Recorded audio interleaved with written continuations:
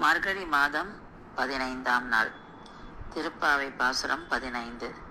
எல்லே இளங்கிளியே இன்னம் முறங்குதியோ, சில்லென்று அழையேன்மின் நங்கை மேற் போதர்கின்றேன். வல்லை உன் கட்டுரைகள் பண்டே உன் வாயறிதும், வல்லீர்கள் நீங்களே நானேதான் ஆயிடுக. ஒல்லை நீ போதாய் உனக்கென்ன வேறுடையை, எல்லாரும் போந்தாரோ போந்தார் பூந்தென்னிக்குள்.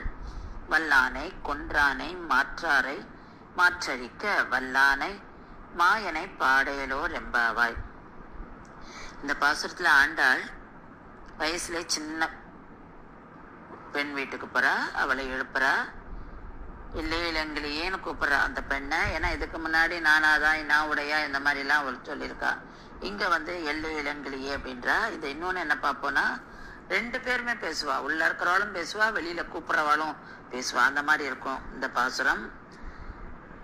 இந்த பெண் ஏற்கனவே ஆண்டாள் முன்னாடி பாசுரத்துல சங்கோட சக்கரம் ஏந்திய தடக்கையன்னு சொல்லிட்டா. அதனால இந்த பெண், உள்ள இருக்கிற பெண் அந்த பகவத் நாமத்தை சொல்லிட்டு இருக்காளாம். அவ அதை தியானம் பண்ணிட்டு இருக்கா உள்ள ஏற்கனவே.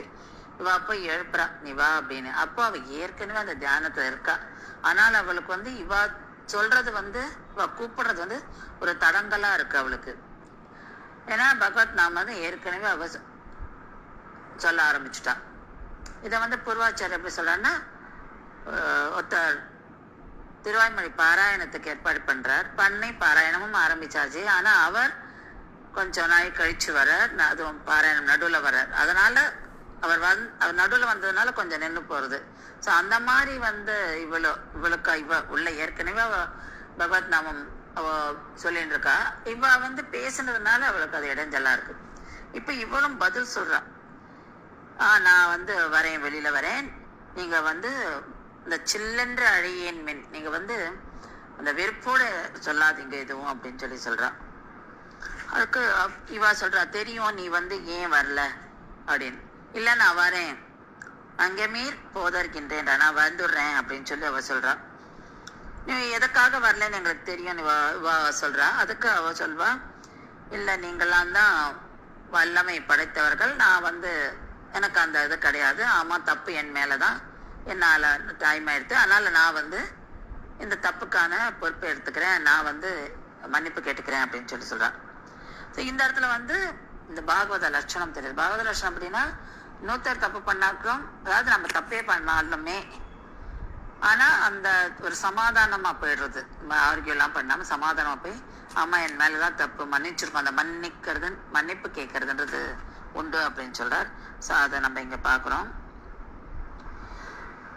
உள்ளே நீ போதாய், நீ உனக்கு என்ன வேறு, நீ ஏன் எங்களோட சேர்ந்து தானே அந்த கிருஷ்ணானுபவம் அனுபவிக்கணும், நீ ஏன் தனியா இருக்க, நீ வா, வெளியில வா அப்படின்னு சொல்றா. அப்போ எல்லாரும் வந்துட்டாளா அப்படின்னு கேக்குறா. அவ சொல்றா, ஆமா எல்லாரும் வந்தாச்சு அப்படின்னு. எல்லாரும் வந்தாச்சு, எல்லாருமா சேர்ந்து கிருஷ்ணனை பத்தி பாட போறோம். கிருஷ்ணன் எப்படி அசுரர்கள் அழிச்சா அதை பத்திலாம் நாங்க பாட போறோம். வல்லானை கொன்றானை மாற்றாரை மாற்றடிக்க, வல்லானை மாயனை பாட நீ எங்களோட சேர்ந்து வா. அதாவது அந்த குவலாய பீடம்ன்ற யானைய எப்படி கொன்றான், கம்சன் மீதி அரக்கர்கள் எல்லாம், அதாவது கம்சன் முதலான அரக்கர்களை எப்படி கண்ணன் அவ்வளோ வல்லவன், எப்படி அந்த கண்ணன் அழிச்சான் அப்படின்றத நாங்கெல்லாம் பாடுறோம், எங்களோட சேர்ந்து நீயும் பாடு அப்படின்னு சொல்றான். அதாவது இந்த இடத்துல அவ சொல்ற, இந்த பகவான் நாமத்தை நம்ம உடவே நடுவில் ஒரு கேப்பே இல்லாம இடையராத அனுசந்திக்க வேணும் அப்படின்னு சொல்றா.